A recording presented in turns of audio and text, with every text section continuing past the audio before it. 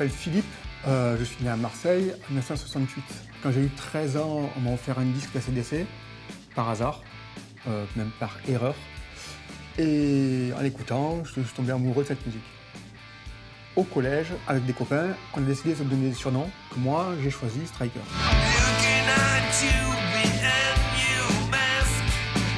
En arrivant au lycée, je suis tombé sur des gars un peu plus vieux que moi qui m'ont dit le meilleur groupe du monde, c'est Motörhead.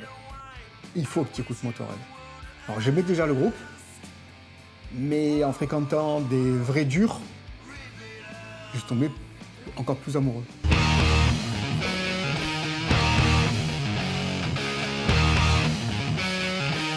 Je pense que le mouvement rock'n'roll a été un peu un mouvement qui s'est opposé dans les années 70 au mouvement hippie. Donc nous avons été plus durs, on était très proches du mouvement des bikers aussi, donc les habillements en noir et le côté morbide. Il y a un folklore sataniste qui est très très présent au niveau de l'attitude. Il faut voir qu'il y a beaucoup de gens qui écoutent du métal qui viennent du nord de l'Europe, donc ils rejettent la présence chrétienne pour revenir à des valeurs ancestrales, vikings, traditionnelles. Mais après, il y a surtout du folklore.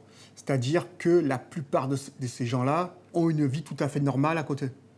C'est clair que la population de base était plus homme blanc, mais de plus en plus, il y a des Noirs, des musulmans, des Asiatiques. Il y a des groupes dans tous les pays du monde.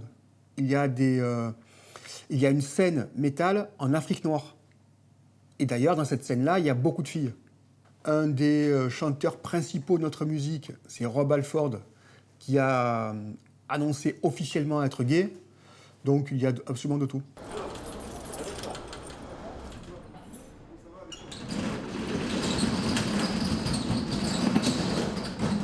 J'ai créé le magasin Sabretooth en 99. J'ai beaucoup de gens qui viennent, qui partagent la même passion que moi, ou certains qui veulent découvrir notre univers.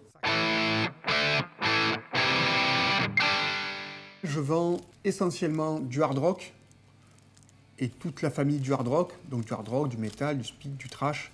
Et j'ai aussi des t-shirts, des tasses, des bracelets cloutés. Alors le groupe que je vends le plus, bien sûr, c'est Motörhead. Parce que dans la vie, il y a deux sortes de gens. Il y a les fans de Motörhead et ceux qui vont le devenir. Je ne pense pas que le hard rock soit mort. Bon, il existe encore des grands groupes qui jouent toujours.